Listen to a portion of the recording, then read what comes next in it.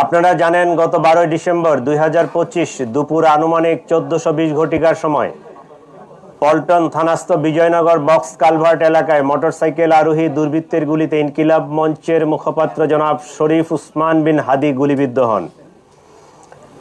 দ্রুতই তাকে Dhaka medical college হাসপাতালে প্রেরণ করা হয়। পরবর্তীতে রাজধানীর একটি বেসরকারি হাসপাতাল এভার কেয়ারে ভর্তি করা হয়। পরবর্তীতে উন্নত চিকিৎসার জন্য এয়ার অ্যাম্বুলেন্স যোগে তাকে সিঙ্গাপুরের জেনারেল হাসপাতালে ভর্তি করানো হয়। সেখানে চিকিৎসাধীন অবস্থায় 18 ডিসেম্বর তিনি শাহাদাত বরণ করেন। ইন্না লিল্লাহি ওয়া ইন্না ইলাইহি রাজিউন। আমরা তার বিদেহী আত্মার মাগফিরাত কামনা করি, আল্লাহ তাকে জান্নাত নসিব করুক এবং তার পরিবারকে এই শোক সইবার মতো শক্তি ও সামর্থ্য দিক।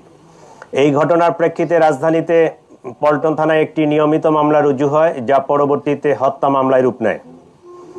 প্রিয় সাংবাদিক ভাই ও বোনেরা, ন্যাক্কারজনক এই ঘটনার পরপরই Dhaka metropolitan police, DB, CTTC, RAB, CID, BGB ঘটনায় জড়িতদের শনাক্ত করে গ্রেফতার করে আইনের আওতায় আনার জন্য কাজ শুরু করে। ঘটনাস্থলে উপস্থিত ব্যক্তিদের দেওয়া তথ্য, সিসিটিভি ফুটেজ বিশ্লেষণ, ওপেন সোর্স ইন্টেলিজেন্স এবং তথ্য প্রযুক্তির সহায়তায় ঘটনার দিনই শুটার ফয়সাল করিম মাসুদ ওরফে দাউদ ওরফে রাহুল এবং তার সহায়তাকারী মোটরসাইকেল চালক মোহাম্মদ আলমগীর শেখকে শনাক্ত করা হয়। তাৎক্ষণিক তাদের গ্রেফতারের জন্য আইন শৃঙ্খলা বাহিনীর একাধিক টিম সাভার, হেমায়েতপুর, আগারগাঁও, নরসিংদীতে অভিযান পরিচালনা করে। ধারাবাহিক অভিযানের অংশ হিসেবে ডিএমপির একটি টিম ময়মনসিংহের হালুয়াঘাটের সীমান্তবর্তী এলাকা পর্যন্ত অভিযান পরিচালনা করে। প্রিয় সাংবাদিক বৃন্দ, আপনারা জানেন এই ঘটনার সাথে জড়িতদের আইনের আওতায় নিয়ে আসার জন্য আমরা যথাসাধ্য চেষ্টা করছি। ইতিমধ্যে সংশ্লিষ্ট মামলাটি নিবিড় তদন্তের জন্য ঢাকা মহানগর গোয়েন্দা পুলিশের নিকট হস্তান্তর করা হয়েছে। তদন্তকালীন এ যাবৎ এ ঘটনা সংগঠনে পরিকল্পনায় অংশগ্রহণ, ঘটনায় ব্যবহৃত অস্ত্রগুলি লুকানোর সাথে জড়িত, ঘটনার মূল দুই হোতাকে পলায়নে সহায়তাকারী সহ মোট 11 জনকে আমরা গ্রেফতার করতে সক্ষম হয়েছি।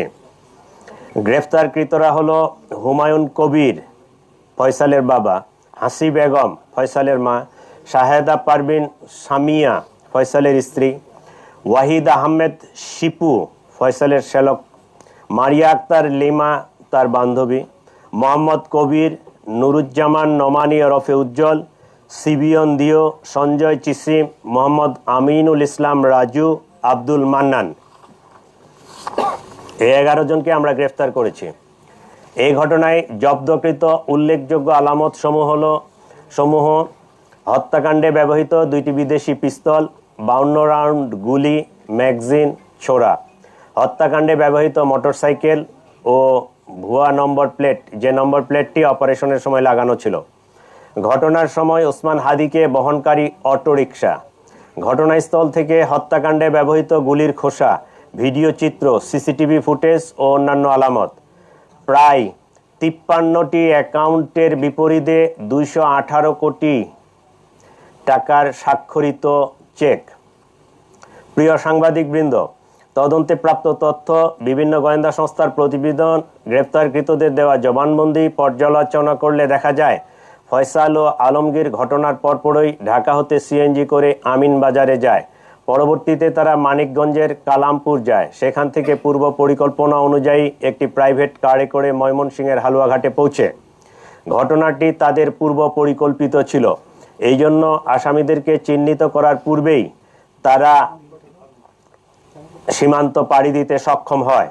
হালুয়াঘাটের পূর্বে মুন ফিলিং স্টেশনে জনৈক ফিলিপ এবং সঞ্জয় তাদেরকে গ্রহণ করার জন্য অপেক্ষা করতে থাকে। ফিলিপ তাকে সীমান্ত পার করে ভারতের মেঘালয় রাজ্যে জনৈক পুত্তির নিকট হস্তান্তর করে। পুত্তি এক ট্যাক্সি ড্রাইভার স্বামীর কাছে তাদেরকে হস্তান্তর করে। স্বামী মেঘালয় রাজ্যের তুরা নামক একটি শহর আছে, সেই শহরে তাদেরকে পৌঁছে দেয়। আমরা ইনফরমাল চ্যানেলে মেঘালয় পুলিশের সাথে যোগাযোগ করে যেটি জানতে পেরেছি, তারা ইতোমধ্যে পুত্তি ও স্বামীকে গ্রেফতার করেছে। আমরা সন্দেহ করি আসামিদ্বয় অবৈধ পথে সীমান্ত পাড়ি দিয়েছেন। এই ঘটনার সাথে বিভিন্নভাবে জড়িত থাকার কথা স্বীকার করে গ্রেপ্তারকৃতদের মধ্যে 6 জন স্বীকারোক্তিমূলক জবানবন্দি প্রদান করেছেন এবং 4 জন সাক্ষী তারাও 164 ধারায় সাক্ষ্য প্রদান করেছেন। প্রিয় সাংবাদিকবৃন্দ, চাঞ্চল্যকর এই ঘটনায় রুজুকৃত মামলাটি অত্যন্ত গুরুত্বের সাথে আমরা তদন্ত করছি। গ্রেপ্তারকৃতদের কাছে পাওয়া তথ্য, সাক্ষীদের জবানবন্দি, উদ্ধারকৃত আলামত পর্যালোচনা ও সার্বিক বিবেচনায় মামলাটির তদন্ত শেষ পর্যায়ে রয়েছে। আগামী 7 থেকে 10 দিনের মধ্যে আমরা চার্জশিট প্রদান করতে সক্ষম হব ইনশাআল্লাহ। সরকার ইতোমধ্যে দ্রুত বিচার ট্রাইব্যুনালে মামলাটি নিষ্পত্তি করার ঘোষণা দিয়েছে। সেই লক্ষ্যে আমরা কাজ করছি।